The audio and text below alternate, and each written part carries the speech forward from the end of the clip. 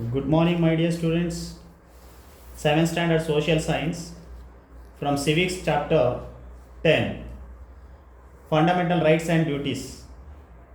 Today we are going to discuss about fundamental rights and duties and what is the difference between fundamental rights and duties, and understanding the fundamental rights provided to the citizens by our Constitution, and finding methods to regain the rights in the event of any obstacle to enjoy them, and also attaining the capacity to understand and adopt 11 fundamental duties including our Constitution. So now let us understand. First point is about what is the difference between fundamental rights and duties. Fundamental rights are actually guaranteed to the citizens of the country, which is given by our Constitution, and it is guarantee, and in case if the citizens of the country won't get these fundamental rights, so they can appeal to the court. So that is the option there we have in our Constitution through the judiciary system. And what is fundamental duties? Fundamental duties are not enforced through the court, and of course it is a moral obligations of the citizens in order to help or to promote a spirit of patriotism and uphold the unity of India. It means it cannot be enforced or it cannot be forced, but it is every citizen's duty in order to help to promote for the spirit of patriotism. So that is called fundamental duties. Now let us understand one by one meaning of fundamental rights. Fundamental rights are the basic rights given to an individual by the Constitution for his development. Being a citizen of the country, every citizen of the country has every citizen of the country can enjoy these fundamental rights, and these fundamental rights also says that it is there for the protection of the people of the country, and also it is important for the social life, and also no one can violate these rights.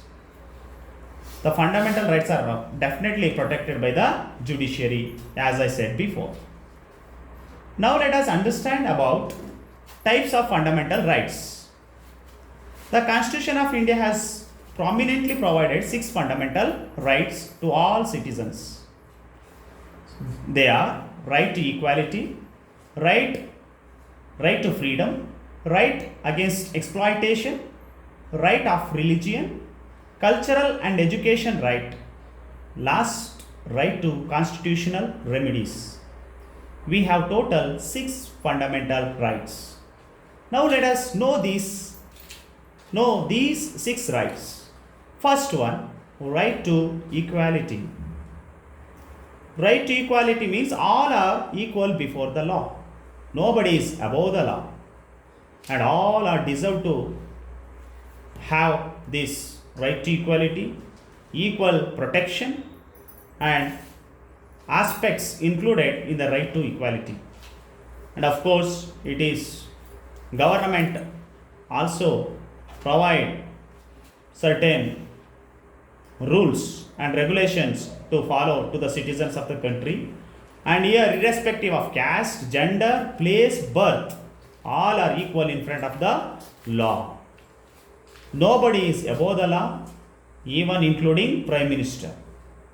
So that we can say that right to equality means all are equal in front of the law, and at the same time all citizens have the equal opportunity to enter the government service, and it cannot be forbid anyone from entering the holy places and offer prayers. These are some of the examples for equality, right to equality.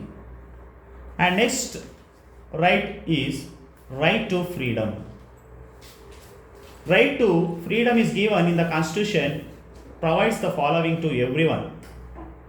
That is, one is right to speech and freedom of expression. A citizen of the country can move anywhere of the country, any corner of the country, and he can express his own speech. And second point, right to participate in the peaceful public meeting. Anybody can participate in the peaceful public meeting. Right to establish constitutions and associations.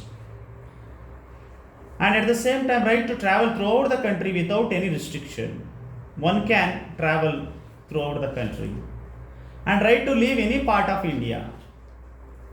Example, we are Indians. We can live in the Kerala state, or we can live in Tamil Nadu, so that is left to their own interest. And sixth point, right to take up any employment, business or occupation. So in order to lead their life, they can get any employment, or they can be employed in business or in agriculture or in any occupation. So that is about right to freedom.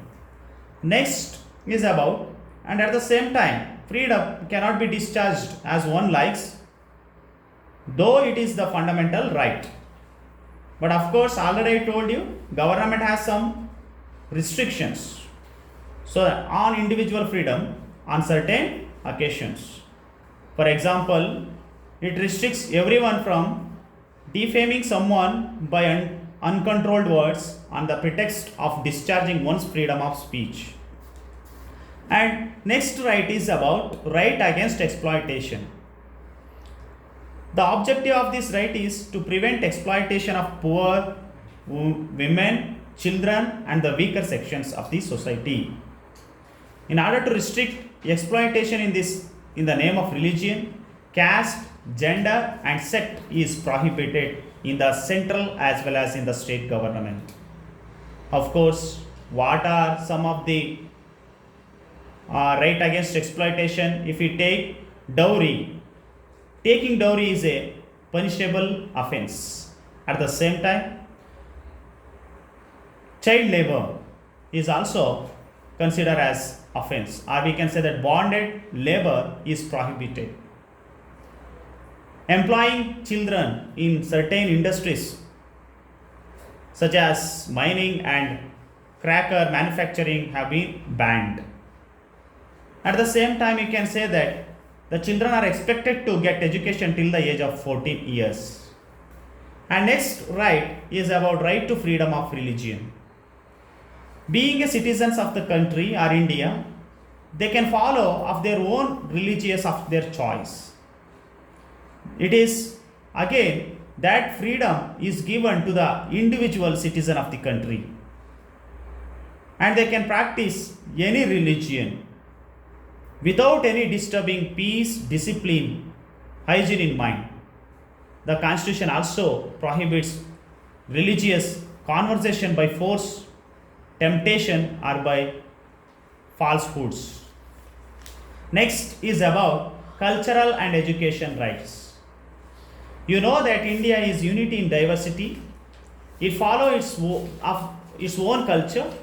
Many people of the country will follow their own culture, dance form, and they have different dress codes, etc. So here, any citizens of the country living in the different states can follow their own culture. They can follow their own tradition. And educational rights, educational institutions, not only for the higher class, it is also for all the sections of the society. And that rules is stipulated by the government. At the same time, we can understand educational rights up 6 to 14, up to the age of 14, compulsory education has made by the government. Okay, so that is mentioned in the Constitution, article number 21A. And right to constitutional remedies. When we speak about this right to constitutional remedies, the name itself says that remedies. solutions. If the citizens fail to get these above rights, right to religion, right to freedom, right to equality, right against exploitation, if they fail to get, so there is a judiciary in our constitution system where courts are there, that is subordinate courts, high courts, and supreme courts. So any citizens can appeal to the court in order to satisfy their needs or in order to get justice. So they can claim to the court in order to rectify their doubts and in order to get the justice. And there are police department and public institutions are there. Okay, so in order to protect the right of these citizens. Okay, that is about the fundamental rights, that is right to constitutional remedies. Okay, and at the same time we can also understand about these fundamental rights are guaranteed to the citizens of the country, and there is no doubt that any citizens of the country will get their rights without fail. Next is about fundamental duties. There are 11 fundamental duties. Fundamental duties cannot be enforced by law or through court. It means, it's already I told you, this is the moral obligations that has given to the citizens in order to uphold the spirit or integration of the country. Okay, so that is about the fundamental duties. It cannot be forced. It is everybody's duty. It is everybody's responsibility to perform their duty in order for the holistic development for the country. So that is about the fundamental duties. So there are 11 fundamental duties. First, they have given what is the meaning of fundamental duties. The fundamental rights and duties are the two sides of the same coin. It means we cannot forget about the duties.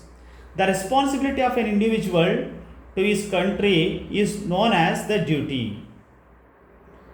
Every citizen of the country, individual person, he has to provide something to the nation. So that is about the duty. Or he has to do something for his country, so that was his duty. Okay, so example also given, one of the example, okay, for the fundamental duty in your textbook. Okay, so you can find out what is the example is given in your textbook, what is the fundamental duty is given in your textbook. Okay, so here total 11 fundamental duties are there, that is to respect constitution, national flag and national anthem. Okay, so they are our national symbols, and to follow the noble ideals that inspired our struggle for freedom. How we have achieved, what were the ideas were used. Okay, so in order to inspire our struggle for freedom, to protect the unity of India, we all are one and we should maintain the brotherhood, and we should treat everyone in the country brothers and sisters. And to defend the motherland, everybody is ready to sacrifice for their nation. It means everybody's duty to, whenever there is a war, whenever the country faces difficulty, so every citizens of the country must be ready to fight for their motherland. And next, to promote the spirit of common brotherhood among the people of India. It means even though we are living in different state, we all are Indians. We are brothers and sisters. And to preserve our rich heritage, we should not destroy any rich heritage like Taj Mahal and Vaisadeswara temple, or some of the preserved temple, or some of the national heritage. Okay, so Mysore Palace, and these should not be destroyed. it shows the richness of the country. Okay, and to protect and improve the natural environment, all should serve their life in order to protect the nature of our nation, and to develop scientific temper and the spirit of inquiry. Everybody must have scientific study in order to improve, or in especially for the development of the nation, spirit of inquiry, and to safeguard public property and give up the violence. It means we should safeguard the public property. Public property means we can say that school, government school, bus stop, okay, road, public roads. Okay, so these should be, we should not destroy them, because they are there for our use. It is given by the government to the public. So this is called, we should not damage the public property. Okay, so that is we need to safeguard public property, and to strive towards excellence in all spheres of individual and collective activities. We can say that sports, one can, being a citizen of the country, one can participate in the international game, and he can contribute his a share, or he can contribute his service. And apart from that, the parents or the guardians should provide an opportunity for education to their children from the age of 6 to 14 years. Yes, I have told you, this is the compulsory education. Okay, so education is the backbone of our country, and of course education provides numbers of opportunities, and it is also helpful for the future life. So that's why education is very important in the country, and of course it helps for the development of the nation. Okay, so that's why it is not only the duty of the parents, it is also the duty of the guardians, elders who are there. So all should encourage the children from the age of 6 to 14 to have compulsory education. So these are the pictures of fundamental duties. So the boy is saluting national flag, respect the national flag. So protecting the nature, environment, we can say that a boy is pouring water to the plants. Okay, so in case the citizen does not discharge any of his fundamental duties, the government cannot question it in the court of law. Even then, all the citizens are expected to do their duties with motivation, with self interest. So that is about the fundamental rights and duties. Thank you.